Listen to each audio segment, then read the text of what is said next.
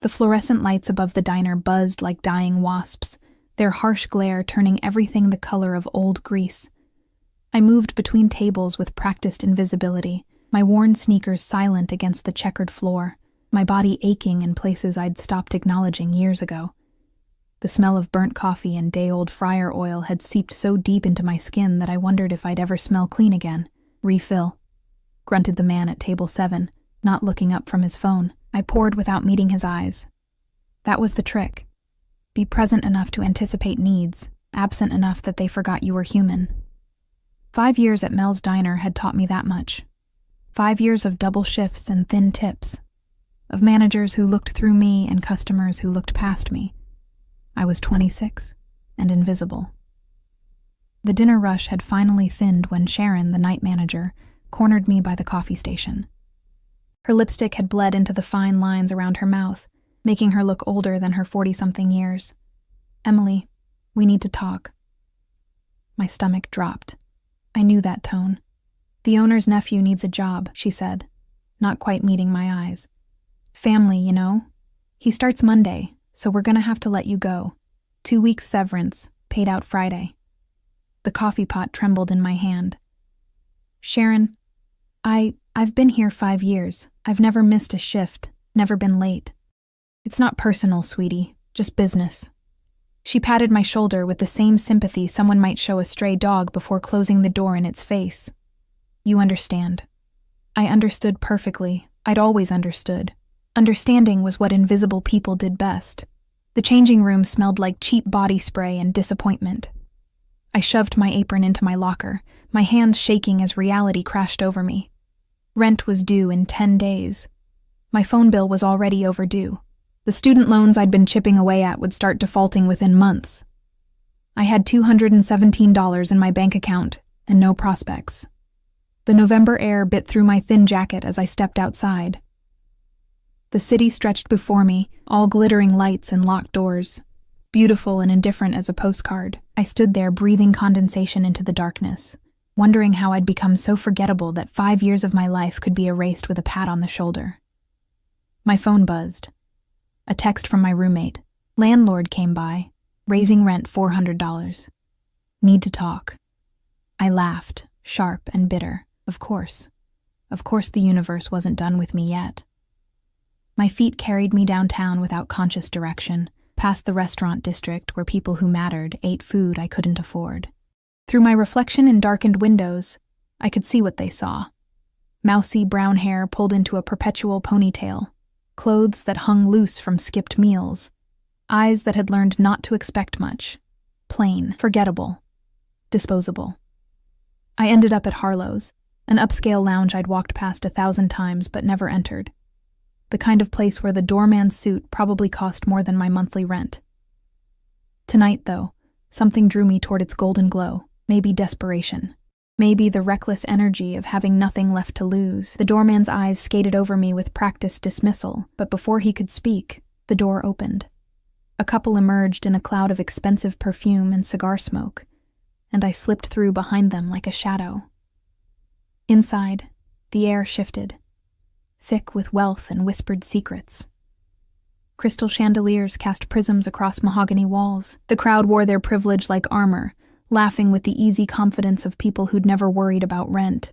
A jazz quartet played something low and sultry in the corner, each note worth more than my hourly wage. I shouldn't have been there. My jeans and diner-stained shirt screamed imposter, but I was already inside, and something stubborn had taken root in my chest.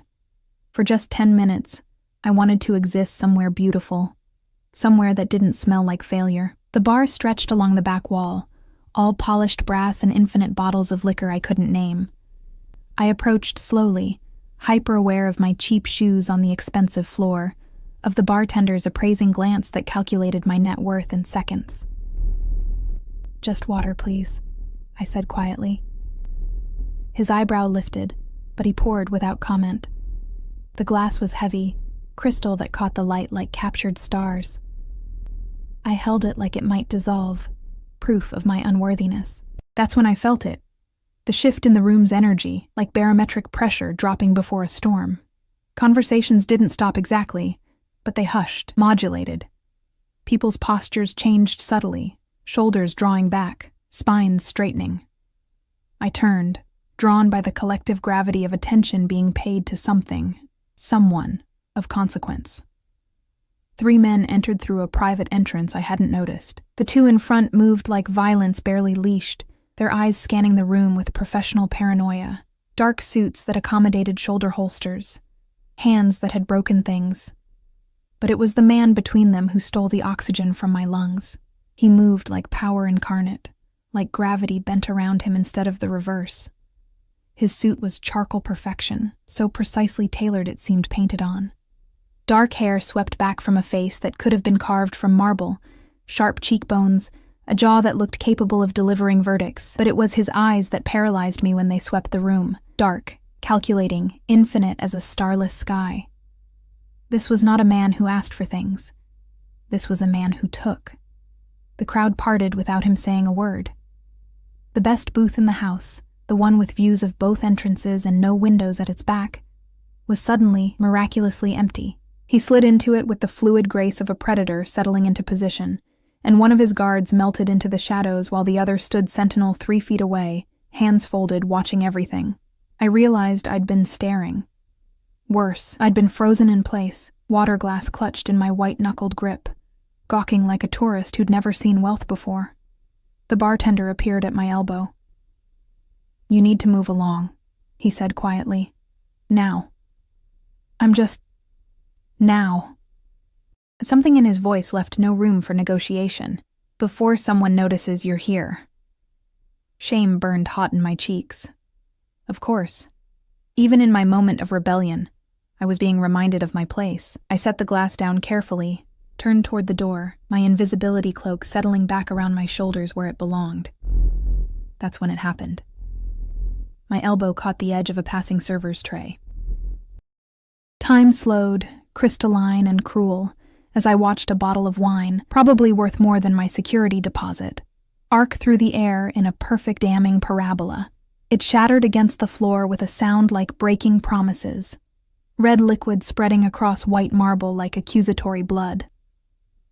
The jazz quartet faltered, conversation ceased, every eye in the room turned toward me, and I was no longer invisible. I was catastrophically, irrevocably seen. "I'm so sorry," I breathed, dropping to my knees, my hands uselessly trying to gather glass shards that only cut into my palms. Blood mixed with wine, pink and pathetic. "I'm so sorry. I'll pay for it. Miss." The server's voice was tight with controlled fury. "Don't touch that. Security will escort you out." 2 men materialized, their hands already reaching for my arms, and I knew with absolute certainty that this was it. This was the moment that would define the rest of my downward spiral. They'd press charges. I couldn't afford a lawyer. This would follow me, make me even more unemployable than I already was. But the hands never touched me. "Leave her." The voice came from across the room, quiet as a knife through silk. Not loud. It didn't need to be loud. It was the kind of voice that had never been ignored, that expected immediate obedience and received it. The security guards froze. The entire lounge held its collective breath. I looked up from my bleeding hands and wine-soaked knees and found myself trapped in the gaze of the man from the booth. He was watching me with an intensity that felt physical, like being pinned beneath a microscope. His expression revealed nothing. No anger, no pity, no amusement.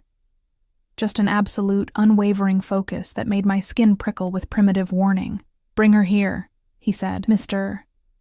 Constantine, she's just—" The manager had appeared from nowhere, wringing his hands. Did I stutter? 3 words, barely above a whisper, and the manager went pale. The guards released me. The room seemed to tilt on its axis. This couldn't be happening. Men like him didn't notice women like me except as obstacles to be removed. Yet his guard was already moving toward me, one massive hand extending in what might have been politeness or threat. With men like that, it was impossible to tell the difference. "Come," he said simply. I looked at the door, looked at my bleeding hands, looked at the wine spreading across expensive marble like my life draining away. And then, because I had no other choice, because saying no to a man who commanded rooms with his silence seemed more dangerous than whatever waited at that booth, I stood on trembling legs, and walked toward my fate. Each step felt like crossing into foreign territory. The crowd parted, but now their attention felt different. Not dismissive, but speculative, calculating. Who was I, that Constantine had called me over? What value did I possess that they'd failed to see? Nothing, I wanted to tell them. I'm nobody. You had it right the first time, but then I was standing before his table, and up close, the danger radiating from him was even more pronounced. He smelled like expensive cologne and something darker underneath, gun oil maybe, or the particular tang of power that came from making people disappear. His guard moved me into the seat across from him with a hand on my shoulder that felt like a promise and a threat. Up close, his face was a study in controlled violence. A small scar bisected his left eyebrow. His knuckles bore the faint white marks of old fights. But his hands, resting on the table between us, were perfectly manicured, his cufflinks platinum and understated. A man who broke bones with the same hands that signed death warrants. "You're bleeding," he observed, his accent carrying the faint musical lilt of Eastern Europe. "Russian, maybe, or Ukrainian." "I'll live," I said, then immediately wanted to take it back. You didn't speak flippantly to men who made managers go pale, but something flickered in his eyes, not quite amusement, something more dangerous than that. "Your name?" It wasn't a question. "Emily. Emily Chen." "Emily." He said it like he was testing the weight of it, seeing how it felt in his mouth. "You work at Mel's Diner on 4th Street. My blood turned to ice water. How did he know that? "Not anymore," I heard myself say. "Got fired 2 hours ago." His head tilted fractionally, the gesture somehow predatory. "And so you came here, to Harlow's, to drink water you couldn't afford and feel sorry for yourself." The cruelty of his accuracy stole my breath. But there was something in his eyes, not pity, but recognition. Like he understood the particular flavor of desperation that drove people to beautiful places they didn't belong. "I should go," I said, starting to rise. "Sit." One word, gentle as a bullet. I sat. He studied me in silence that stretched like taffy, uncomfortable and endless. I could feel his guards watching, could sense the room's attention still fixed on our table like a spotlight I couldn't escape. My hands throbbed where glass had cut them, and somewhere in the back of my mind, I wondered if I was dreaming, if I'd passed out from stress, and this was some fever dream my breaking mind had conjured. "You have a gift," he said finally. I blinked. "What?" "Your voice, when you apologized." He leaned forward slightly, and I caught the full force of his attention like standing too close to a fire. Desperation, sincerity, perfect pitch. "You made every person in this room believe you would do anything to fix what you'd broken. I need someone who can do that." His eyes never left mine. Someone who can walk into a room and make people believe she's harmless, forgettable, desperate. Someone they'll underestimate. Understanding crashed over me like cold water. "You want me to spy for you. I want you to survive." He sat back, his expression unreadable. "You have 10 days before you're evicted. Student loans defaulting. No job, no prospects, no family who will help you." He paused, letting the completeness of his knowledge sink in like a slow poison. "I'm offering you a choice you didn't have an hour ago. And if I say no," the corner of his mouth lifted in something that wasn't quite a smile, "then you walk out that door and we never speak again. You find another minimum wage job, probably lose your apartment anyway, and disappear into the poverty that's been waiting for you since you were born." He leaned forward again, and this time there was something almost gentle in his voice. "Or you take my hand and never be invisible again." My heart hammered against my ribs. Every survival instinct I possessed screamed at me to run. This man was danger incarnate. Whatever he wanted me for would be illegal, immoral, probably deadly. I'd seen enough crime shows to know how this story ended, used up and discarded, or worse. But I looked down at my bleeding hands, thought about the $217 that was all that stood between me and homelessness, about Sharon's pitying smile, and the doorman's dismissive eyes, and 5 years of my life erased like they'd never mattered. I thought about being invisible, and then I looked up into Constantine's dark, infinite eyes, and heard myself whisper the words that would change everything. "What do you need me to do?" His smile was slow, satisfied, and absolutely terrifying. "Good girl," he said softly. "Now let me tell you about the man who destroyed my family." The guard drove me home in a black Mercedes that smelled like leather and barely contained violence. Constantine hadn't come. Men like him didn't deliver desperate waitresses to run-down apartments in questionable neighborhoods. Instead, he'd given me a burner phone, an address for tomorrow, and instructions delivered in that quiet voice that expected obedience. 9 a.m., don't be late, bring nothing. Now I sat in my cramped bedroom, the burner phone heavy as a grenade on my nightstand, and tried to process what I'd agreed to. The cuts on my palms had stopped bleeding, but they throbbed with each heartbeat, a steady reminder that this wasn't a dream. This was real.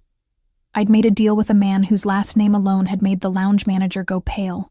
Konstantin Volkov. I'd Googled him the moment I got home. The results were sparse, carefully curated. A few society page mentions: philanthropist, restaurateur, import-export magnate. The kind of legitimate business ventures that looked clean on paper, but the absence of information was more telling than its presence. Nobody worked that hard to appear boring, unless they were hiding something catastrophic. I'd found one photograph, Constantine at a charity gala, devastating in a tuxedo, a blonde socialite on his arm, but it was his eyes that arrested me. Cold and calculating even in formal wear, scanning the crowd like a predator cataloging prey. What had I done? My roommate Jenna knocked softly before opening the door. She worked nights at a hospital, perpetually exhausted, perpetually broke like me. "Em? You okay? I heard you come in." "Fine," I lied. "Just a weird night." She studied me with nurse's eyes that missed nothing. "Your hands are bandaged. Broke a glass at work. Before they fired me." The words tasted bitter. "Shit, Em. I'm sorry." She sat on the edge of my bed, her scrubs rustling. "About the rent increase, too. I've been picking up extra shifts, but..." "Don't worry about it," I heard myself say. "I have something lined up. A job. Good money." Her eyebrows lifted. "Already? What kind of job?" What kind indeed? Administrative work for a businessman. He needs someone who can handle confidential matters. It wasn't technically a lie. Constantine had said he needed someone forgettable to attend meetings, remember conversations, report back what she heard. "My eyes and ears in rooms I can't enter," he'd said. "My ghost at tables where wolves make deals." Jenna squeezed my shoulder. "That's great. Really." I was worried. She stood, yawning. "I need to sleep before my shift, but Em, be careful, okay? If something feels wrong, I will." Another lie, smooth as silk. After she left, I lay in darkness and replayed Constantine's story. He'd kept me at that booth for an hour, his voice low and hypnotic as he painted a picture of betrayal and blood. "Viktor Morozov," he'd said, the name emerging like poison. 5 years ago, he worked for my father. Trusted, valued, family. His jaw had tightened almost imperceptibly. He stole $40 million from our accounts, but worse, he provided information to rivals. Names, locations, schedules. 7 men died because of what he sold. I'd watched his face as he spoke, seeing the carefully controlled rage beneath his marble exterior. "Your father was one of the 7. 3 words, flat and final. Understanding had settled over me then. This wasn't business. This was blood. Victor disappeared," Constantine had continued. "Went underground with enough money to buy new identities, new lives. We've spent 5 years looking." His eyes had locked onto mine. 2 months ago, we found him. He's living in Chicago under the name Victor Morrison. Respectable businessman, real estate developer, engaged to a senator's daughter. "And you want me to?" "He's hosting a charity auction next week. Private, exclusive. The kind of event where rich people congratulate themselves for tax-deductible compassion." His lips had curved in something cruel. "He's looking for an assistant, someone to help coordinate his philanthropic ventures, someone harmless and desperate and grateful for the opportunity." The trap had been elegant in its simplicity. I would apply, get hired, gain access to his office, his computer, his secrets. Find evidence of the money he'd stolen, the people he'd destroyed. Become Constantine's weapon, disguised as a harmless girl who'd never mattered to anyone. And when you have what you need, I'd asked, then justice is served, and you walk away with $50,000 and a clean slate. $50,000, enough to pay off my loans, get a real apartment, maybe even go back to school, enough to stop being invisible. I'd looked into his eyes and known, with absolute certainty, that justice in Constantine's world didn't look like courtrooms and due process. It looked like shallow graves and closed caskets. I'm not a killer, I'd said quietly. I'm not asking you to be. He'd leaned back, his expression unreadable. I have people for that. I'm asking you to be what you've always been. Invisible, forgettable, beneath notice. The difference is this time, someone will be watching, someone will see you, and God help me. That had been the hook. Not the money, though I needed it desperately, but the promise that I would matter to someone. That my existence would have weight and purpose beyond carrying coffee to people who didn't see me. Now, lying in darkness, I wondered if that made me irredeemable, if wanting to be seen was justification enough for what I was about to do. The burner phone buzzed. A text from an unknown number. Sleep well, Emily. Tomorrow you become someone new. I didn't sleep. I watched the ceiling and thought about choices and consequences, about invisible girls and the dangerous men who finally noticed them. The address Constantine had given me led to a townhouse in the Gold Coast, the kind of neighborhood where even the air tasted expensive. The guard from last night, I'd learned his name was Dimitri, met me at the door, his face impassive as carved stone. Miss Chen, come.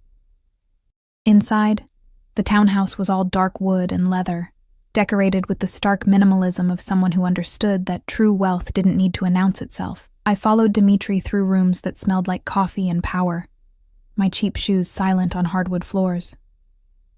Constantine waited in what appeared to be a study, standing before floor-to-ceiling windows that overlooked the city. He wore dark slacks and a black shirt, no jacket, the sleeves rolled to his elbows. Even dressed down, he radiated that same dangerous authority. He turned as I entered, and I felt the weight of his attention like a physical thing. Emily, good, you're on time. He gestured to a chair. Sit, we have work to do. The next 3 hours were a crash course in calculated deception. Constantine produced a laptop and pulled up Victor's website, Morrison Development, all glass towers and corporate responsibility statements. Victor himself smiled from the About page, silver-haired and distinguished, wearing respectability like an expensive suit. He's changed, I observed. Had work done. Extensively.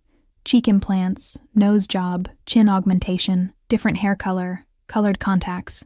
But underneath, Constantine's finger traced Victor's jaw on the screen. Same man. Same monster. He pulled up the job posting. Executive assistant needed for philanthropic ventures. The requirements were suspiciously vague, the pay surprisingly generous. A trap disguised as opportunity, which was ironic, considering I was walking into a different trap entirely. You'll apply using this resume. Constantine handed me papers. Sarah Mitchell. Recent graduate, eager, naive. You worked in hospitality. True enough. References all check out. You created a whole identity. I create what I need. He studied me, head tilted. We'll need to work on your appearance. You're too forgettable as you are. The words stung, even though they were true. I thought forgettable was the point. Forgettable, not invisible. Victor needs to notice you enough to hire you, trust you enough to let you close. Then you fade into the background. He circled me slowly, assessing. Better clothes. Your hair down, properly styled. Makeup. Enough polish to suggest competence without threatening his ego. He made a call, speaking rapid Russian. Within minutes, a woman arrived. Irina, silver-haired and elegant, who looked at me with the critical eye of a sculptor facing raw marble. Come, she said, her accent thicker than Constantine's. We make you beautiful. The transformation took hours. Irina led me to a bedroom suite I hadn't known existed, where racks of clothing waited like soldiers. She stripped away my diner-stained identity piece by piece, replacing it with silk and cashmere and perfectly tailored wool. You hide, she said, not unkindly, as she worked. Behind bad clothes, bad posture, no more. Now you stand straight. You look people in eyes. You smile like you have secrets. She taught me how to move differently, shoulders back, chin up, steps that conveyed quiet confidence instead of apologetic invisibility. How to shake hands firmly, make eye contact, speak with the kind of measured assurance that suggested competence. My hair, released from its eternal ponytail, fell in waves past my shoulders. Irina trimmed and shaped it, added subtle highlights that caught the light. Makeup followed, not obvious, but transformative. My eyes, always my best feature, became luminous. My cheekbones appeared from nowhere.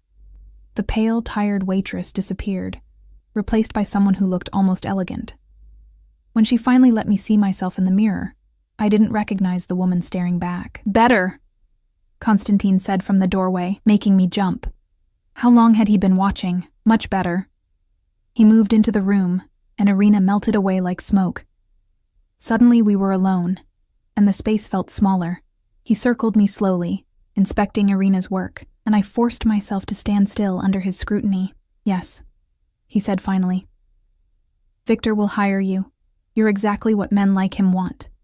Pretty enough to look at, professional enough to trust, seemingly harmless enough to ignore." He stopped in front of me, close enough that I could smell his cologne. "Do you understand what you're walking into, Emily? You want me to spy on a dangerous man. I want you to survive in a wolf den without bleeding." His eyes held mine. "Victor isn't just a thief. He's paranoid, violent, and very intelligent. If he suspects you for even a moment, you won't make it out. Then why risk me? Why not send someone trained? Because trained people smell like predators. They carry themselves differently, watch differently. Victor would spot them immediately." He reached out, and I flinched before I could stop myself. His hand froze, then continued its path, adjusting the collar of my new blouse with impersonal precision. "But you? You're prey. It's written in every instinct you have. He'll never suspect prey of hunting him." The words should have insulted me. Instead, they felt like truth, cold and sharp and impossible to argue. "I need to know something," I said quietly. "When this is over, when you have what you need, will you kill him?" Constantine's expression didn't change. "Does it matter?" "Yes." "Why?" "Because I need to know what I'm really agreeing to. I need to know if I'm helping to execute someone." He studied me for a long moment, and something shifted in his eyes, not softening exactly, but acknowledging. "Victor murdered 7 men. He destroyed families, orphaned children. He's living in luxury built on blood money while my father is in the ground." His voice remained quiet, controlled. "What would you call that, if not an execution already?" "The law." "The law?" Now his smile was sharp as broken glass. "The law is for people with clean money and expensive lawyers. Victor has both. He'll never see the inside of a courtroom, let alone a cell." He stepped closer, and I felt pinned by the intensity of his focus. "I'm offering you a choice, Emily. Help me, or walk away. But don't stand here and pretend the world is fair. You know better. You've been invisible your whole life because the world is built by wolves for wolves. Sheep just survive in the margins." He was right. God help me. He was right. $50,000, I said. And I walk away clean. No connections, no obligations. Agreed. And I don't pull any triggers. I don't hurt anyone directly. You're the scout, not the soldier. He extended his hand. Do we have a deal? I looked at his hand. Elegant, dangerous, offering me a devil's bargain wrapped in necessity. I thought about my empty bank account, my vanished job, 5 years of invisibility. I thought about Victor's smile on that website, about stolen money and murdered men. I thought about being seen. I placed my hand in his, and his fingers closed around mine like a verdict. Then let's begin, Constantine said softly. Tomorrow, you apply for the job. In 1 week, you'll be inside his operation. And in 1 month, Victor Morozov will pay for everything he's taken. He didn't release my hand immediately. Instead, he turned it over, examining the bandages on my palms from last night's broken glass. "These will scar," he observed. "I know." "Good." His thumb brushed over the bandage with surprising gentleness. Scars remind us that we survived, that we're stronger than whatever tried to break us. Then he released me and stepped back, the moment of unexpected intimacy evaporating like it had never existed. "Dimitri will take you home. Study Victor's file tonight, every detail. Tomorrow you become Sarah Mitchell and Emily Chen." He paused at the doorway. "She disappears until this is finished. No contact with anyone who knew her. Complete isolation. For how long?" "However long it takes." His eyes met mine one final time. "Welcome to my world, Emily. Try not to drown." After he left, I stood in that expensive bedroom wearing clothes that cost more than I used to make in a month, and wondered if I'd just made the best or worst decision of my life. The reflection in the mirror looked like a stranger. Someone confident. Someone who mattered. Someone who'd just agreed to dance with wolves. The interview was scheduled for Thursday afternoon at Victor's downtown office. I spent 3 days preparing, memorizing every detail of Sarah Mitchell's fabricated life until I could recite it in my sleep. Where she went to college, her favorite restaurant, the name of her childhood dog. Constantine had been thorough. The identity was airtight, backed by real documents and traceable history. "Lie close to the truth," he'd instructed during one of our preparation sessions. "Your hospitality experience is real. Your desperation is real. Your need to please, to be useful. That's all real. You're not playing a character. You're just editing your history." Now I stood outside Morrison Development, wearing a tailored navy dress that Irina had selected, my hair styled in soft waves that made me look professional but approachable. My hands had stopped shaking an hour ago. The bandages were gone, leaving thin red lines across my palms that I'd covered with concealer. The building was glass and steel, aggressively modern. Inside, the lobby sparkled with the kind of cleanliness that required constant maintenance. I gave my name, Sarah Mitchell, to the receptionist, who smiled with practiced warmth and directed me to the 14th floor. The elevator ride felt eternal.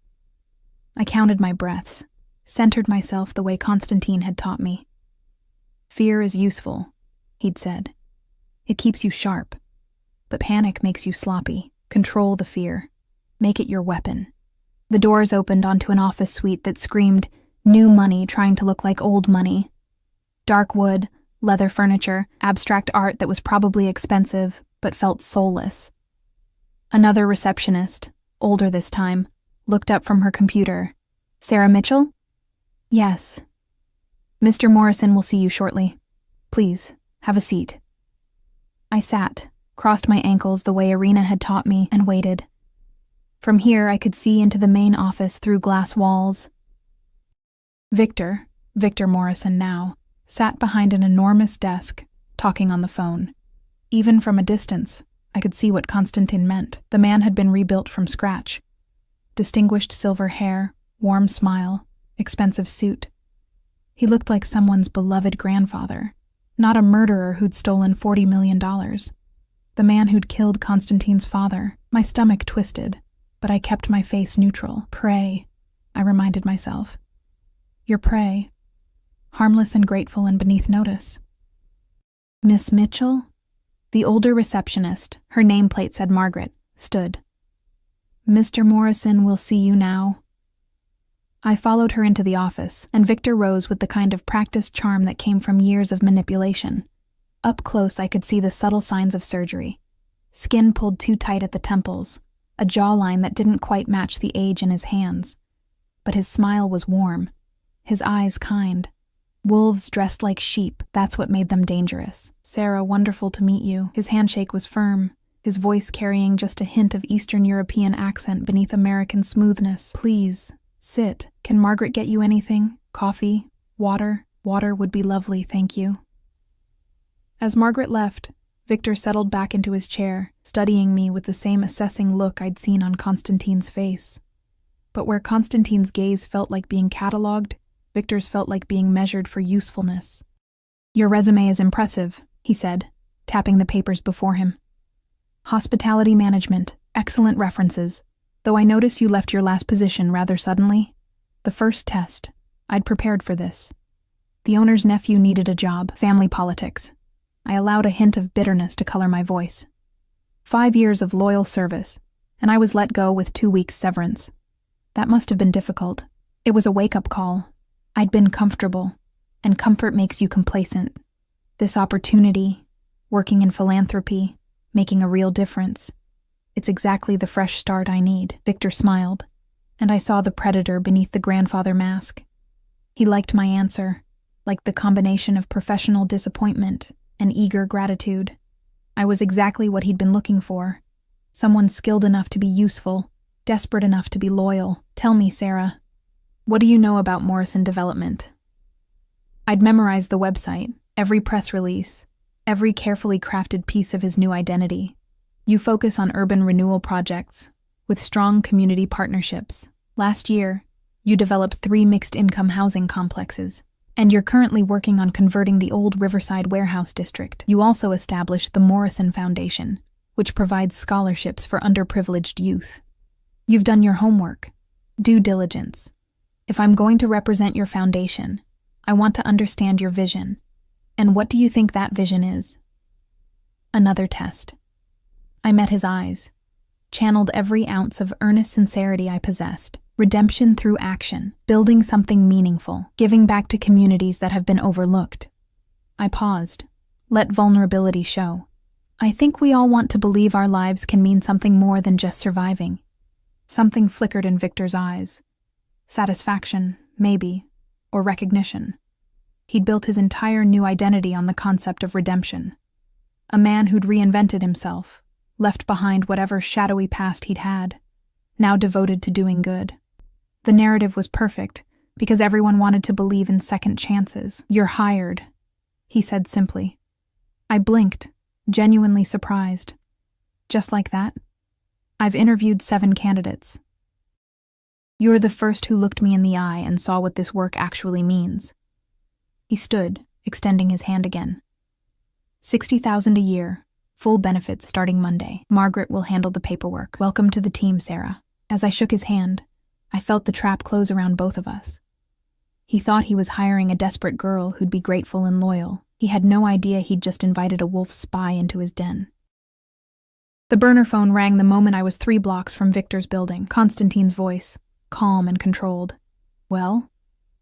I got the job. Start Monday. Silence then. Good. Come to the townhouse. Now. Dimitri was waiting with the Mercedes. The drive took 20 minutes, each one winding my nerves tighter. I'd succeeded in the first step, but that only meant the real danger was about to begin. Constantine waited in the study, and this time he wasn't alone. A man stood beside him, tall, lean, with cold eyes and the same predatory stillness as Dimitri. This was someone who'd killed before, I realized. Probably recently. Emily, this is Alexei. Constantine gestured. He'll be your shadow. You won't see him, but he'll be close. If anything goes wrong, he extracts you. Nothing will go wrong, I said, more confidently than I felt. Something always goes wrong. Constantine moved to the windows, looking out over the city. Victor survived this long by being paranoid. He trusts no one completely. You'll need to earn his confidence slowly, carefully. One mistake, one inconsistency, and he'll start digging into Sarah Mitchell's background. The background is solid. You said so. It is. But if he looks too closely, if he's motivated enough, even the best cover can crack. He turned back to face me. How did he seem? I thought about Victor's warm smile, his kind eyes, the way he'd talked about redemption and second chances, like someone who's very good at believing his own lies. Constantine's mouth curved slightly. Accurate. He's convinced himself he's a different man now, that his past is buried and irrelevant. That's his weakness. He wants so badly to be Victor Morrison that he's forgotten Victor Morozov's survival instincts. What exactly am I looking for? Financial records. Communications with anyone from his old life. Evidence of where he hid the money he stole. Constantine pulled out his phone, tapped the screen, and handed it to me. These are the accounts we know he accessed. If you can find transactions, transfers, anything that connects Victor Morrison to Victor Morozov, we have him. I studied the screen, a series of numbers and dates that meant nothing to me. I'm not a forensic accountant. You don't need to be. Just copy whatever you find to this. He handed me a small USB drive, innocuous as a keychain. Plug it in, it does the rest, 30 seconds, and it's done. The drive felt heavy in my palm, and if I get caught, you won't. But something in his eyes said otherwise. Alexei will be monitoring. If there's trouble, he'll create a distraction. You run and leave you without your evidence? I'd rather lose evidence than lose you. The words hung in the air between us. I looked up, found him watching me with an intensity that made my pulse quicken. Not attraction exactly, though God help me, he was devastating to look at, but something else. Something that felt like ownership. Why? I asked quietly.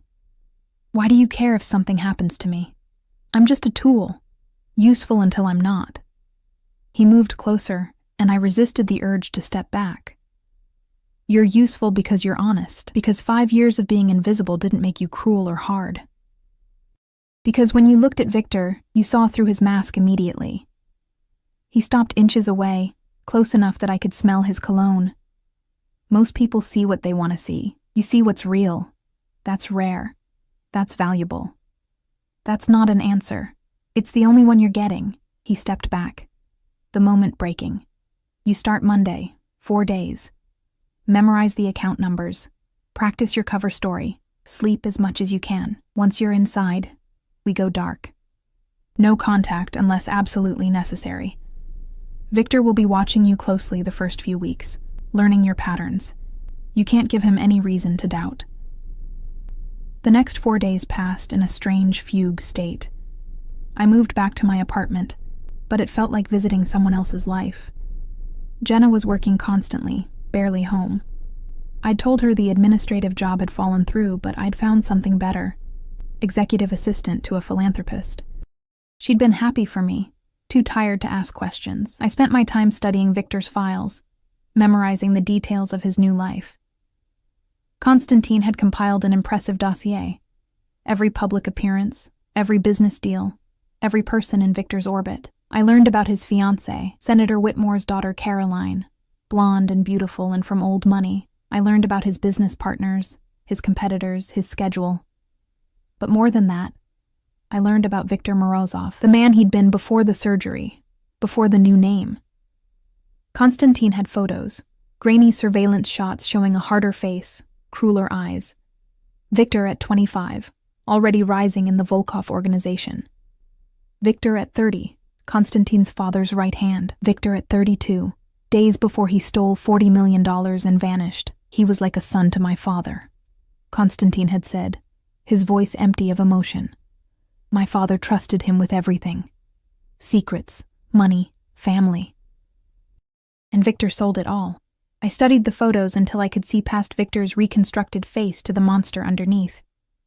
Until I understood why Constantine's eyes went cold and distant when he said the name. This wasn't just business. This was betrayal of the deepest kind. Sunday night, I stood in my bedroom laying out my clothes for tomorrow. First day at Morrison Development, first day inside the wolf's den. The burner phone buzzed. A text from an unknown number. Remember, your prey. Let him think he's the predator. And Emily? Don't trust anything he says. Victor is a world-class liar, I typed back. So are you. The response came immediately. Yes, but I don't lie to you. I stared at those words for a long time, wondering if they were true. Wondering if anything about this was true, or if I was just another pawn in a game between two predators. But in the morning, I dressed in Sarah Mitchell's clothes, styled my hair the way Irina had taught me, and became someone new, someone useful, someone seen. Even if the eyes watching me belonged to wolves. Morrison Development's office was already buzzing when I arrived Monday morning. Margaret greeted me warmly, walking me through a maze of cubicles to a small office near Victor's. You'll be working closely with Mr. Morrison, she explained. Managing his schedule, coordinating foundation events, handling correspondence. He prefers a hands-on approach with his assistant. My office was modest, but professional. Glass walls that let me see Victor's space, a desk with a new computer, supplies neatly organized. Margaret spent 2 hours walking me through systems and protocols, introducing me to other staff members whose names I committed to memory. Everyone seemed genuinely nice, committed to the work. Normal people doing normal jobs, completely unaware their boss was a murderer. Victor appeared just before lunch, looking distinguished in a charcoal suit. "Sarah, settling in?" "Yes, thank you. Margaret's been incredibly helpful." "Excellent. I have a lunch meeting, but when I return, let's discuss the scholarship gala. It's in 3 weeks, and I'll need you to take point on final arrangements." He smiled that warm, grandfatherly smile. "I have a feeling you're going to be invaluable." After he left, I sat at my desk and breathed. The first day was about establishing presence, learning routines, becoming part of the landscape. Victor needed to get used to seeing me here, trusting that I belonged. The office itself was an open floor plan, deliberately transparent, I realized. Hard to have private conversations when everyone could see everyone else. Victor's office had glass walls on 3 sides. Only his private bathroom and a small conference room offered any privacy. That would be a problem. I spent the afternoon organizing files, familiarizing myself with donor lists and event schedules. On the surface, everything looked legitimate. Morrison Development really did build housing for low-income families. The foundation really did provide scholarships. Victor had built an empire of good works, each one another brick in the wall that separated him from his past. But somewhere in this building was evidence of that past. Account numbers, communications, something that connected Victor Morrison to Viktor Morozov, something that would bring Konstantin's vengeance down on his head. I just had to find it without dying in the process. At 5 p.m., Victor stopped by my desk. "First day surviving?" "More than surviving. I love it already." "Good. Tomorrow we'll dive deeper into the gala planning. For tonight, go home. Rest. You've earned it." He hesitated, then added, "Sarah, I'm glad you're here. I think you're exactly what this organization needs." As I watched him walk away, I wondered if he said the same thing to everyone he was about to destroy. Outside, dusk was falling. I walked 3 blocks before the black Mercedes appeared, Dmitri at the wheel. He didn't speak, just drove me to the townhouse where Konstantin waited. "Tell me everything," he said the moment I entered. So I did. Every detail, every conversation, every observation about the office layout and security. Konstantin listened with absolute focus, occasionally asking questions, his mind clearly cataloging everything for future use. "You did well," he said finally. "Victor trusts easily in the beginning. It's later, when he starts to care, that he becomes dangerous. When he starts to care, Victor bonds with his assistants, treats them like family. It's part of his redemption fantasy, surrounding himself with people he can trust, can protect. He'll start confiding in you, sharing his worries, asking your opinion." Konstantin's eyes met mine. "That's when you'll have access, when he thinks of you as an ally, not an employee." "How long?" 2, maybe 3 weeks, then we make our move." He stood, poured 2 glasses of whiskey from a crystal decanter and handed me one. "To the first day of your new life." I took the glass, our fingers brushing. "You mean Sarah Mitchell's life?" "No," his gaze held mine. "I mean Emily Chen's, the woman who finally stopped being invisible." We drank, and I tasted smoke and peat and the particular flavor of deals made with devils. Outside the windows, the city glittered like broken glass, beautiful and sharp and full of hidden edges. 2 weeks passed in a careful dance of deception. I became Sarah Mitchell so thoroughly that Emily Chen felt like a distant memory, a ghost I'd left behind. Every morning, I arrived at Morrison Development by 8:30, coffee in hand, smile ready.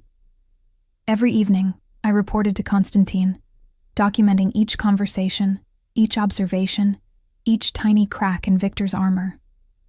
And there were cracks. Victor was exactly as Konstantin had predicted, warm, paternal, gradually drawing me into his confidence. He started asking my opinion on donor strategies, trusting me with passwords to scheduling systems, leaving me alone in his office while he took calls. The scholarship gala was in 1 week, and I'd coordinated every detail, proving myself indispensable. "You're a godsend, Sarah," he'd said that morning, genuine warmth in his voice. I don't know how I managed before you arrived." The words had twisted something in my chest. Because underneath the monster who'd murdered 7 men, there was a human being who seemed to genuinely believe in the work he was doing, who looked at scholarship recipients with real pride, who talked about giving people second chances like he actually meant it. It made hating him complicated. "You're getting soft," Constantine observed that evening. We sat in his study, as had become routine, reviewing the day's intelligence. "I can see it in your face when you talk about him." "I'm not soft. I'm just saying he's not entirely evil." Constantine's voice went cold. "He murdered my father, Emily. Shot him in the chest and left him bleeding on a warehouse floor. Is that not evil enough for you?" I flinched at the razor edge in his tone. "I'm just reporting what I see." "Then see better." He stood abruptly, pacing to the windows. The city lights reflected in the glass, turning him into a silhouette. Victor is a performance artist. Every kind word, every generous gesture is part of his masterpiece, the reinvention of Victor Morozov into Victor Morrison. Don't confuse the art for the artist. I'm not confused. I know what he is. Do you? He turned, and his eyes held something dangerous, because you're starting to sound like someone who might warn him, who might give him a chance to run. The accusation stung like a slap. "I'm risking my life for your revenge. Don't question my commitment. It's not revenge. It's justice."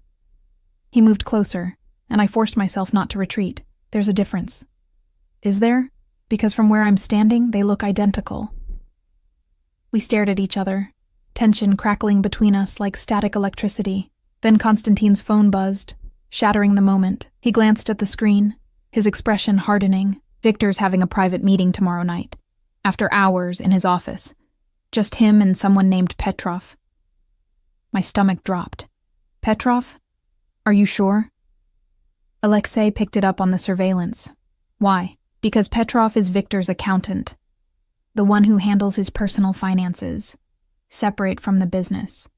I'd seen the name in Victor's private contacts, flagged it as potentially significant. If they're meeting after hours, then they're discussing something they don't want on record.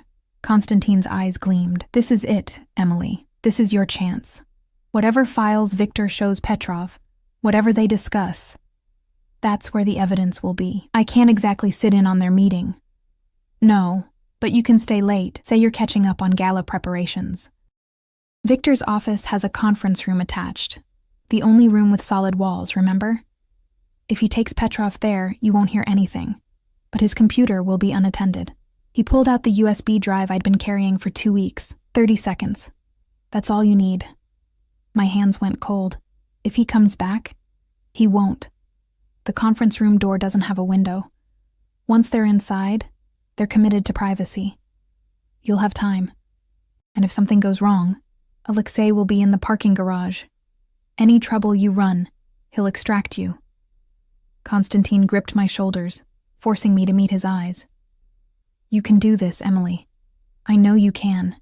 But his certainty felt like weight pressing down on me, because this wasn't surveillance anymore. This was active theft.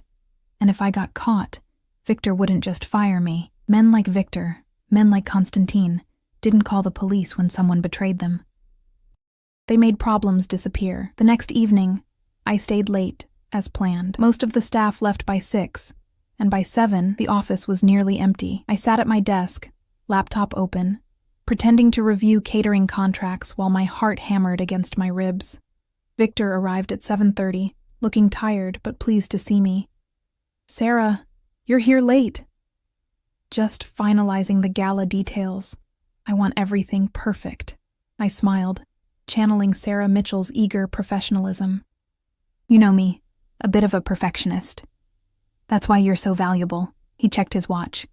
I have a meeting in a few minutes. Shouldn't take long. You'll be all right? Of course. I'll probably head out soon myself. Petrov arrived 10 minutes later, a nervous man in his 50s, carrying a leather briefcase like it contained nuclear codes. Victor greeted him with careful warmth, and I watched from my peripheral vision as they disappeared into the conference room, the door closing with a solid click. I waited exactly 90 seconds. Then I stood, smoothed my dress, and walked to Victor's office on legs that felt like water. The space felt different, empty, larger, colder, full of shadows. His computer sat on the desk, logged in, the screen showing a spreadsheet I didn't understand. My hands shook as I pulled out the USB drive, and for a moment, I just stood there, frozen by the magnitude of what I was about to do. This was the point of no return. Once I plugged in that drive, once I stole Victor's secrets, I became what Constantine needed me to be. A weapon. A tool of vengeance. There would be no going back to invisibility, no pretending I was just an innocent girl caught in circumstances beyond her control. I thought about Constantine's father, bleeding on a warehouse floor. About 7 men dead because Victor had sold them out.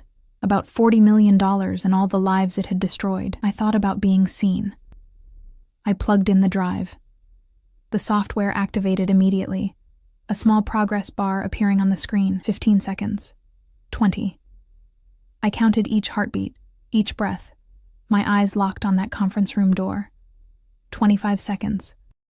The bar crept toward completion with agonizing slowness. 30 seconds. The drive beeped softly. Done. I yanked it out, shoved it in my pocket, and turned toward my desk. The conference room door opened. Time crystallized. Victor stood in the doorway, looking directly at me, his expression unreadable. Behind him I could see Petrov gathering papers. Victor's eyes flicked to his computer, then back to me. Sarah. His voice was carefully neutral. I thought you'd left. Just grabbing my phone. I held it up, hoping he couldn't see my hands trembling, left it charging at my desk. I see. He studied me for a long moment, and I felt his suspicion like a physical weight. Then he smiled, but it didn't reach his eyes. Drive safe. It's late. You too, Mr. Morrison. Have a good evening. I walked out of that office with measured steps, fighting every instinct that screamed at me to run, through the empty cubicles, to the elevator, down to the parking garage where Dmitri waited in the Mercedes, engine already running. I climbed in, and he drove. Neither of us spoke. We didn't need to. He'd been watching the surveillance feed. He knew how close that had been. Constantine was waiting at the townhouse, Alexei beside him. The moment I walked in, Constantine knew. He saw you. He saw me leaving his office. I don't know if he suspects anything. Give me the drive. I handed it over with shaking hands. Constantine plugged it into his laptop, and we waited while the software unpacked its stolen payload. Files began appearing on the screen, spreadsheets, bank statements, encrypted documents. Constantine's eyes moved rapidly across the data, and slowly his expression changed. This is it, he breathed. Transactions going back 6 years. Accounts in the Caymans, Switzerland, Singapore. And look. He pulled up a scanned document, old and faded. Transfer authorization, $40 million. Signed by Victor, dated 3 days before my father died. The evidence was damning, conclusive. Victor Morozov was Victor Morrison, and every dollar he'd built his new life on was stained with blood. So what happens now? I asked. Constantine saved the files. Back them up, his movements precise. Now we wait. If Victor suspects you, he'll move. We'll see it in his behavior, his communications. If he doesn't, he looked up, his eyes dark. Then in 6 days, at the gala, we end this. The gala? With 300 people there? With 300 witnesses to Victor's generosity and redemption?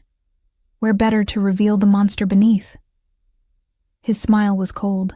I've arranged for federal investigators to attend. Once they see this evidence, Victor won't be able to run fast enough. And when he tries... He didn't finish, but he didn't need to. Constantine's people would be waiting. You should stay here tonight, he said. It's not safe for you to go home. Victor doesn't know where Sarah Mitchell lives. No, but if he looks, he'll find that address is fake. He'll start asking questions. Better you're here, where I can protect you. The word hung between us, protect. Like I was something valuable, something worth keeping safe. Irina appeared with food I couldn't eat, and showed me to a bedroom I'd never seen, elegant, feminine, with clothes already hanging in the closet in my size. As if Constantine had known I'd end up here. As if he'd planned for this from the beginning. I sat on the bed, still wearing Sarah Mitchell's professional dress, and tried to process what I'd done. The evidence was recovered. Victor's fate was sealed. In less than a week, Constantine would have his justice, and I would have $50,000 and my freedom. So why did I feel like I was drowning? A knock on the door. Constantine entered without waiting for permission, carrying a glass of whiskey. "You should drink this. I should go home." "Emily, don't." I stood, suddenly angry. "Don't tell me I'm safe here. Don't tell me you're protecting me. I did what you asked. I got your evidence. This deal is almost done. Is that what you think this is? A transaction? What else would it be?" But even as I said it, I knew it was a lie. Knew it had stopped being a simple deal weeks ago, when he'd started looking at me like I mattered. When I'd started caring whether he approved of my work. He moved closer, setting the glass on the nightstand. "You think I don't see you struggling with this? Hating Victor but sympathizing with him? Wanting justice but questioning the cost? I don't. You do. You're not like me, Emily. You still believe the world can be good, that people can change. That's what makes you dangerous to yourself." His hand came up, brushing a strand of hair from my face with unexpected gentleness. "But it's also what makes you remarkable." I should have stepped back, should have maintained distance, reminded him this was business, but his touch felt like being seen, really seen, for the first time in my life. Not as prey, not as a tool, but as someone who mattered. "What happens after?" I whispered. "After Victor pays, after I take my money and disappear. Do I just go back to being invisible? Is that what you want?" "I don't know what I want anymore." His thumb traced my cheekbone, and I saw something shift in his eyes. Something that looked almost like vulnerability. "When this is over, you'll be free. Truly free. No debt, no desperation. You can be anyone you want. And if I don't know who that is, then I'll help you figure it out." He leaned closer, and I could smell his cologne, feel the heat radiating from his body. "You're not invisible anymore, Emily. You'll never be invisible again." The kiss, when it came, felt inevitable, like gravity finally winning. His mouth was firm, demanding, tasting like whiskey and dark promises. I kissed him back, pouring 2 weeks of tension and fear and strange, twisted desire into the contact. His hand slid into my hair, tilting my head back, deepening the kiss until I was drowning in sensation. When he finally pulled back, we were both breathing hard. His forehead rested against mine. And for a moment, he was just a man, not a monster in expensive clothes. "This complicates things," I breathed. "Yes." He didn't sound sorry. "Victor saw me in his office. He might be suspicious." "I know." "If he is, if he runs, then we adapt. That's what predators do." His lips brushed my jaw, sending shivers down my spine. "But Emily, if Victor threatens you, if he even looks at you wrong, I will burn his world to ashes and salt the earth where it stood." Do you understand? I understood. Understood that I'd become something precious to him, something worth protecting, and that terrified me more than any of Victor's potential suspicions. Because men like Constantine didn't protect things. They possessed them. "I need to sleep," I said, pulling away. "Tomorrow I have to face Victor and pretend nothing's changed." "Can you do that?" I thought about 5 years of being invisible. 5 years of pretending I didn't exist. "Yes, I can do that." He studied me for a long moment, then nodded. "Sleep. I'll be down the hall if you need me." After he left, I sat on the bed and touched my lips where he'd kissed me. This was supposed to be simple. Help Constantine. Get paid. Walk away. But nothing about this was simple anymore. I'd fallen into bed with a wolf, and the terrifying part was how much I'd wanted to. The next morning, I returned to Morrison Development, wearing fresh clothes from Irina's mysterious wardrobe and a mask of professional calm. Victor was already in his office when I arrived, and his eyes tracked me as I settled at my desk. "Sarah, good morning." "Good morning, Mr. Morrison. Late night last night. I hope the drive home was safe." "Perfectly safe, thank you." I met his eyes, channeling every ounce of innocent sincerity I possessed. "Did your meeting go well?" "Very well." But something in his expression had changed. a calculation that hadn't been there before. Actually, I wanted to discuss something with you. Do you have a moment? My blood went cold, but I smiled. Of course. He gestured me into his office, closed the door, the first time he'd ever done that, and indicated I should sit. The chair felt like an electric chair. Victor settled across from me, his posture relaxed, his eyes sharp. You've been with us almost 3 weeks now, he said. And you've been exceptional, truly. The gala is going to be flawless because of your work. Thank you. That means a lot. Which is why I'm confused. He leaned forward slightly. I had an interesting call this morning, from my security company. Apparently there was unusual activity on my computer last night. Files accessed, data transferred to an external device. Around the time you were here, the room tilted. I forced myself to breathe, to think. I don't understand. I wasn't anywhere near your computer. No? Because the timestamp says 8:47 p.m., and the security cameras show you in my office at 8:46. He knew. God help me. He knew.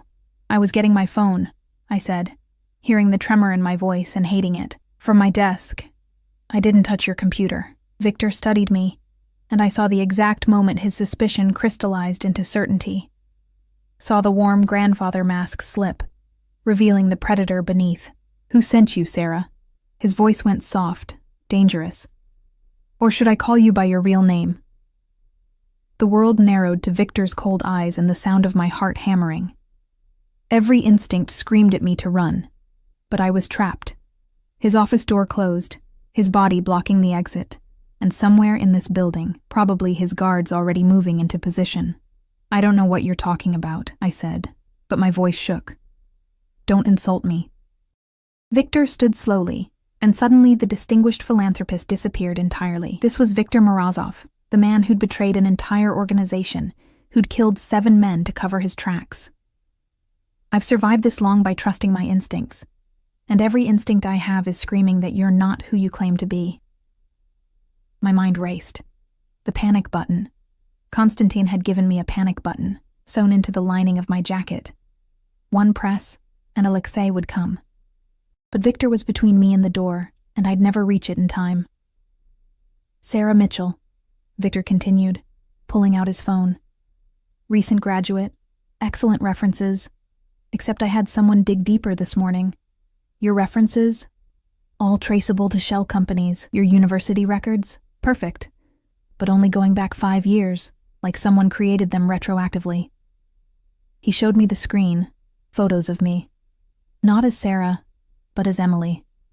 At Mel's diner, serving coffee, invisible and anonymous. Emily Chen, fired from a diner 3 weeks ago, disappeared the same night. And then Sarah Mitchell appeared, with a resume perfectly tailored to what I needed. Ice flooded my veins. Victor. So I'll ask you again.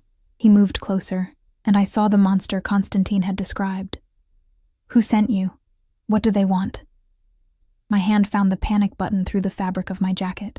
I pressed it once, hard, praying Alexei was monitoring. I needed a job, I said, buying time. I lied on my resume because I was desperate. That's all. I'm not. Don't. His hand shot out, gripping my wrist hard enough to bruise. I know a spy when I see one. The question is whether you're law enforcement or something worse. The door burst open, but it wasn't Alexei. It was Dmitri, Konstantin's guard, moving with lethal grace. Victor barely had time to turn before Dmitri's fist connected with his jaw, sending him sprawling. 2 of Victor's security rushed in, and suddenly the office exploded into violence. Run! Dmitri shouted at me.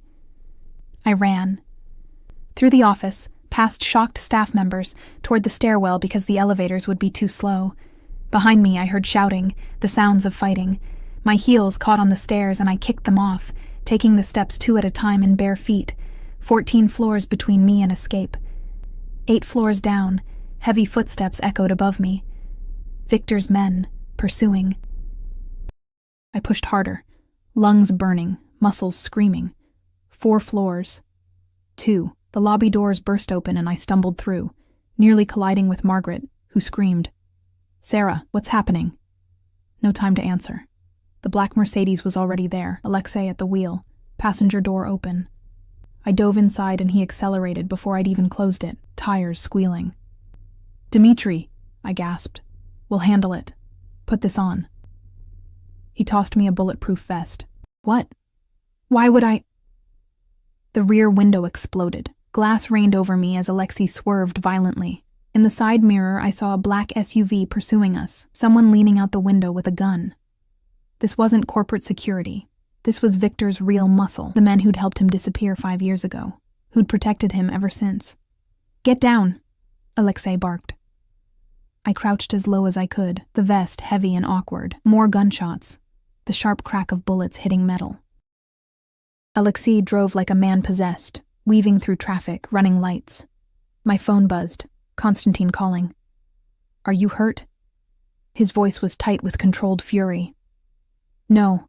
Victor knew. He figured it out. "Alexei is..." Another gunshot cut me off. "Where are you?" "Heading west on Madison. They're right behind us. I'm sending backup. Stay on the line. Emily, listen to me. You're going to be fine. Do you hear me? You're going to be fine." But his voice sounded like a lie, because we were racing through downtown Chicago with armed men shooting at us. And fine seemed like a concept from another universe. Alexei made a sharp turn into an underground parking garage, killed the lights, and accelerated into the darkness. The SUV followed, but Alexei knew every inch of this city. He navigated through tight spaces, between concrete pillars, emerged on a different street entirely. "Lost them," he said grimly.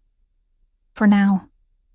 20 minutes of evasive driving later, we pulled into a warehouse district I didn't recognize. The building looked abandoned, but when Alexei punched in a code, a garage door rolled open, revealing a sophisticated operations center inside. Armed men materialized from shadows, and there, in the center of it all, stood Konstantin. He reached my door before I could open it, pulled me out, and before I could speak, he was checking me for injuries with hands that shook almost imperceptibly. "You're bleeding." "Glass. It's nothing. It's not nothing." His voice cracked slightly. "Victor tried to kill you. He tried to question me. His men tried to kill me. There's a difference. Not to me." He cupped my face, and I saw something raw in his eyes. Fear. "If anything had happened to you, but it didn't. I'm here. I'm alive." I grabbed his wrists, grounding both of us. "Konstantin, Victor knows. The gala, your plan. It's all compromised." "I know." He pulled back, his mask of control sliding back into place. Dmitri called. He got out, but Victor's already moving, pulling money, burning evidence, preparing to run. His jaw tightened. "We have maybe 12 hours before he disappears again." 12 hours? That's not enough time to... It has to be. He turned to the men assembled. "Locations?" One of them, a woman with severe features and tactical gear, pulled up a screen. "He's got 3 potential exits: private airfield in Gary, Indiana, boat slip in Michigan, and a safe house in Milwaukee. We're monitoring all 3. He'll split his resources," Konstantin said. "Decoys at 2 locations, real escape at the 3rd. He's done this before. So how do we know which one is real?" I asked. Everyone looked at me. Then Konstantin smiled, slow and dangerous. "Because you're going to tell us." 1 hour later, I sat in a bare room with only a phone and a script Konstantin had written. My hands trembled as I dialed Victor's number, the private one he'd given me for emergencies. He answered on the second ring. "Emily." Hearing my real name from his lips sent chills down my spine. "Mr. Morrison. I'm sorry. I'm so sorry. I didn't want to save it." "Where are you?" "A motel on the south side. They let me go. Said I was more trouble than I was worth." I let my voice crack convincingly. "I don't know what to do. They're going to kill me. Victor, please, you have to help me." Silence. I could almost hear him calculating, weighing whether this was a trap. "Who sent you?" "I don't know his real name. Russian guy.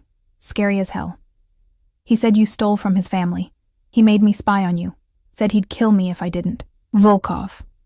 The name emerged like a curse. "Konstantin Volkov. I think that was it, yes. Please, I'm not part of this. I was just desperate. And he offered money, and I didn't think..." "Where's this motel?" I gave him the address. A real motel where Konstantin's people had secured a room. I can give you information. Everything I know about Volkov's operation. His location, his men, everything. Just promise you'll protect me.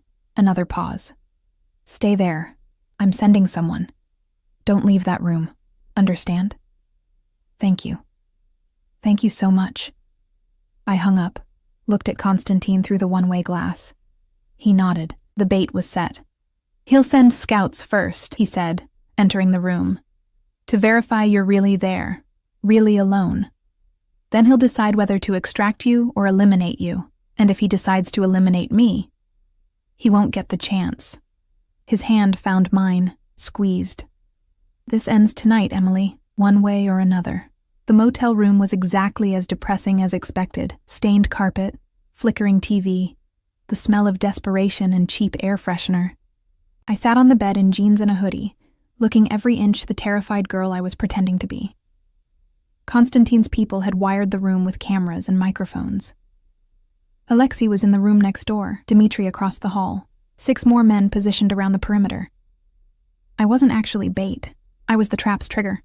2 hours crawled by. Then a knock, soft, almost gentle. Sarah? It's me. Open up. Victor's voice.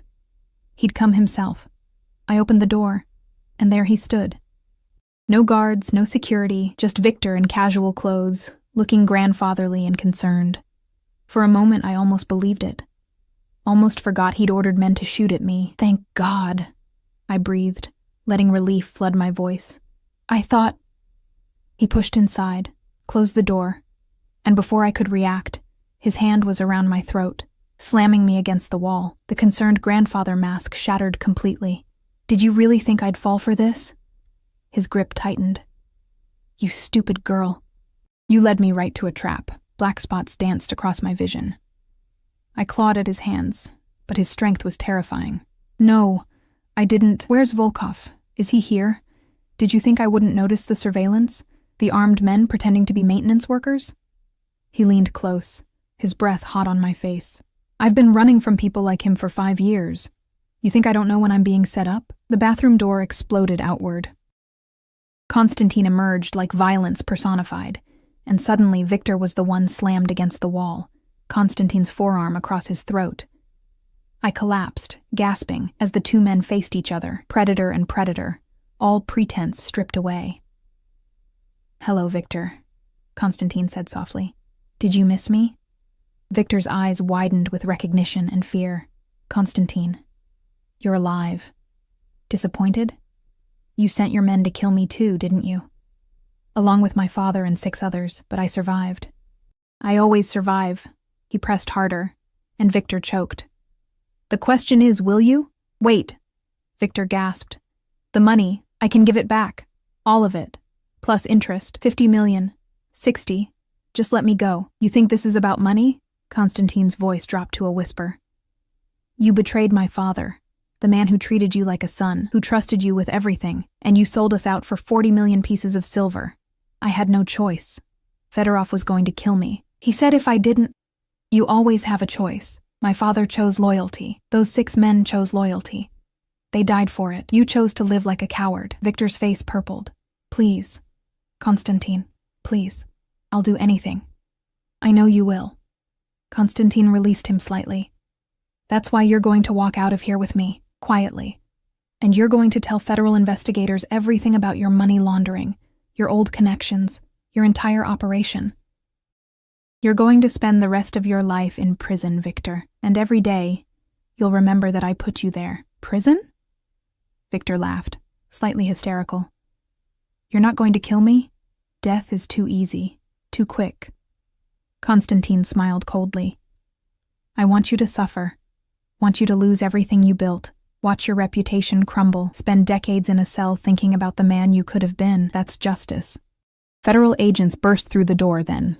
Real ones, with badges and warrants. Konstantin had called them the moment Victor confirmed he was coming. Everything he'd said was recorded, admissible. Victor's confession to his involvement with Fedorov, his implicit admission of guilt, it was enough. They handcuffed Victor, read him his rights. As they led him toward the door, he looked at me. You're just like me, Emily. A survivor who did what she had to. He'll use you up and throw you away, just like I would have. No, I said quietly. I'm nothing like you, because I know the difference between surviving and betraying. After they took him away, the room felt enormous and empty. Constantine stood by the window, watching the federal cars disappear. I approached slowly, my throat still aching from Victor's grip. Is it over? I asked. Yes. Victor will spend the rest of his life in federal prison. The evidence we gathered showed connections to 3 different criminal organizations. He'll be lucky if he survives a year inside. He turned to face me. You're free, Emily. $50,000 as promised, plus another $50,000 for nearly getting killed. I don't want your money. His eyebrows lifted. What? I mean, I'll take it. I'm not stupid. But that's not what I want. I moved closer, my heart hammering. What happens now? With us? There is no us. I'm a criminal, Emily. You're an innocent girl who helped me once. Take the money, disappear, build a real life. Stop. I grabbed his jacket. Stop deciding what I want, what I need. I'm tired of being told what my life should look like. You don't know what you're asking for, don't I? I've spent 3 weeks in your world. I've seen what you are, what you do. And I'm still here, aren't I? I held his gaze. You said I'd never be invisible again. Were you lying? No, then see me. Really see me. Not as prey, not as a tool, not as someone who needs protecting. See me as someone who chose this, who chose you. His hands came up to frame my face, and I saw the war in his eyes, between what he wanted and what he thought I deserved. I'm not a good man, Emily. I'm not looking for a good man. I'm looking for an honest one, and you've never lied to me. Not once. If you stay, if you choose this, there's no going back. My world is dangerous, violent. You'll never have a normal life. I've never wanted normal. I wanted to matter. And with you, I do. I stood on my toes, bringing my lips close to his. So stop trying to save me from myself and just kiss me. He did. And this time, it wasn't desperate or frantic. It was a promise. A choice we were both making, eyes open, knowing exactly what it meant. When we finally broke apart, he rested his forehead against mine. You're insane. Probably. Is that going to be a problem? Absolutely. But he smiled, genuine and unguarded. Stay with me tonight. Tomorrow we figure out the rest. 6 months later, I stood in Constantine's penthouse, overlooking the city where I'd once been invisible. The girl who'd served coffee at Mel's diner felt like a stranger now, someone I'd been in another life. I'd used part of my money to pay off my loans, helped Jenna with rent until she found a better job, sent some to my estranged mother without expecting a response. The rest sat in an account, insurance against a future I was no longer sure I wanted, because I'd found something more valuable than money or safety or normalcy. I'd found purpose. Constantine's organization wasn't just about revenge and violence. There were legitimate businesses, investments, people who depended on him for their livelihoods. And somehow, improbably, I'd found my place in it. Not as arm candy or a kept woman, but as someone useful. Someone who could read people, spot deceptions, navigate social situations with the same invisibility that had once been my curse. I was his ghost again, but this time, I chose to be. Deep thoughts? Constantine appeared behind me, wrapping his arms around my waist. Just remembering how we met. You called me prey. You were. You're not anymore. He kissed my neck. Now you're dangerous. Is that a compliment in your world? It's the highest compliment I can give. I turned in his arms, studying his face. 6 months, and I was still learning him. The dry humor hidden beneath the cold exterior, the fierce loyalty to his people, the way he looked at me like I was something precious and terrifying all at once. Do you ever regret it? I asked. Not killing Victor when you had the chance? No, prison is worse for men like him. Death would have been mercy. His thumb traced my cheekbone. Do you? Regret helping me? I thought about Emily Chen, invisible waitress. About the moment in Harlow's when I'd spilled wine and changed my life forever. About choosing to be seen, even when being seen meant danger. Not for a second. Good. He kissed me softly. Because I have another job for you. High-stakes negotiation, possibly dangerous, definitely illegal. When do we start? Tomorrow. Tonight I just want you. I smiled against his lips. Then take me. Later, lying in his bed with the city lights casting shadows across the ceiling, I thought about wolves and prey, about visibility and choices. I'd been thrown away by society, deemed forgettable and worthless, but I'd found someone who saw value in what others dismissed. I wasn't invisible anymore. I was seen, known, wanted, and I'd chosen to be dangerous. The girl who'd been a waitress they threw away had become someone new, someone who mattered. Someone who'd learned that sometimes the most powerful choice you can make is deciding who gets to define you. I chose myself, and then I chose him. And in the darkness of a penthouse overlooking a city full of people who still didn't see me, I finally understood what freedom felt like. It felt like being exactly who I wanted to be.